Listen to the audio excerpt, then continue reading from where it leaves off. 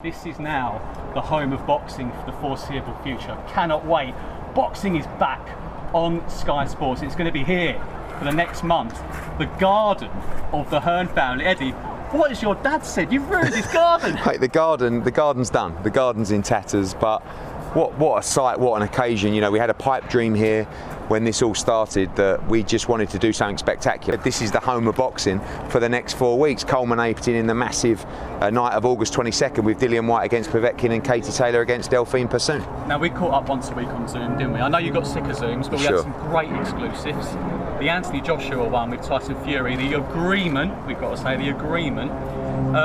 Any word? I'm hearing that you spoke to AJ last night. Yeah, I was with AJ last night. He's in good spirits. He's starting camp now for Kubrat Pulev.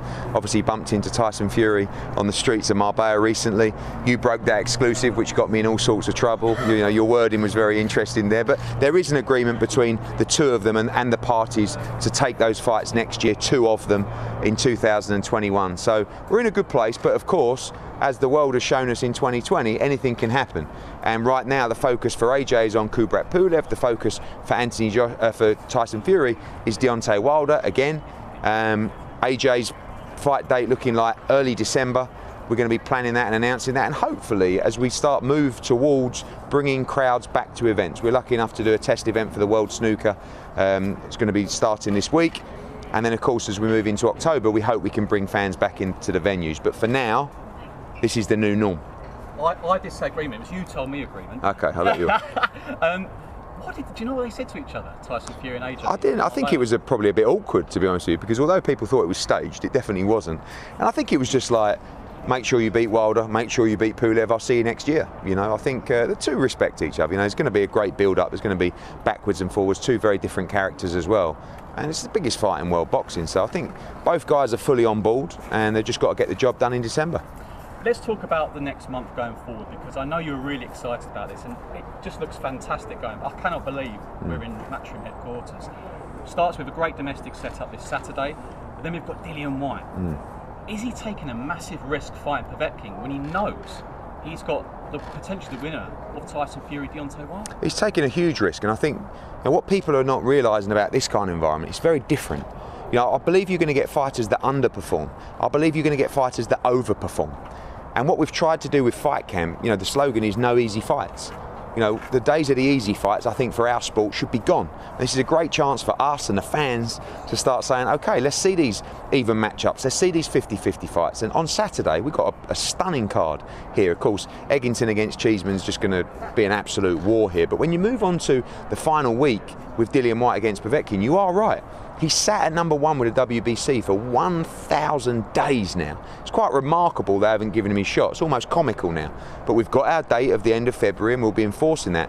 But against Alexander Povetkin, someone that is extremely well seasoned, someone that is an Olympic gold medalist, someone that had a great fight with Anthony Joshua, a great fight with Vladimir Klitschko, good wins over here against Hughie Fury, wins against David Price. He can really fight. And these are, like the advert says, it's the two best left hookers in the sport, and it's such a dangerous fight. And I think just out there on the lawn, he's going to throw up so much drama over the next few weeks that you're going to see people expected to win who lose. You're going to see underdogs come through and win. But most importantly, you're going to hear everything.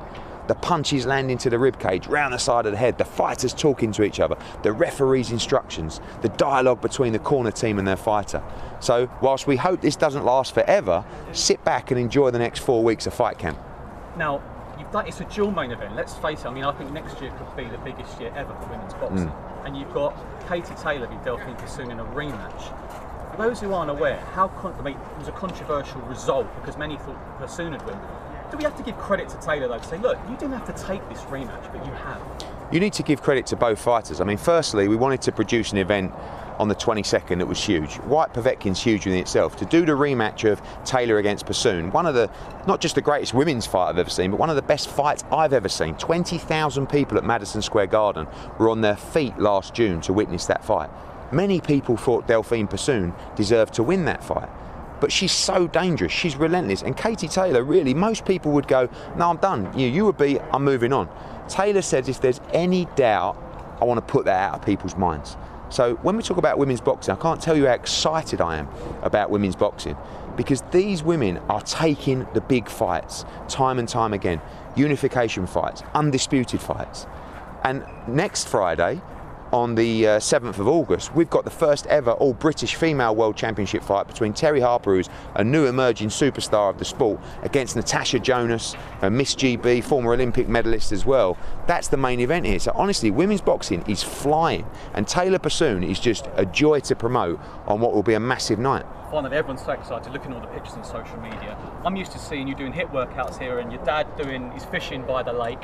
But just tell us more about what's going on around here, because there's a hotel, the checks are so strenuous, aren't they? I mean, you must be proud of your team about how much it's changing, because the whole venue looks completely different. It was a house before. Yeah, I mean, I'm very proud. We've got such a wonderful team at Matchroom.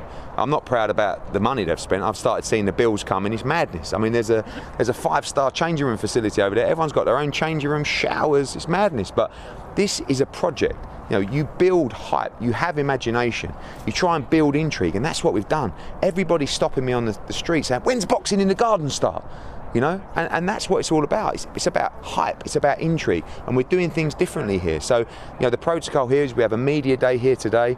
All the fighters right now down in the official hotel, they're in what is commonly now known as the bubble. They arrived yesterday, everybody got tested, we got the results back this morning, every fighter tested negative, fantastic news. They have a private gym down there and they will not leave that facility.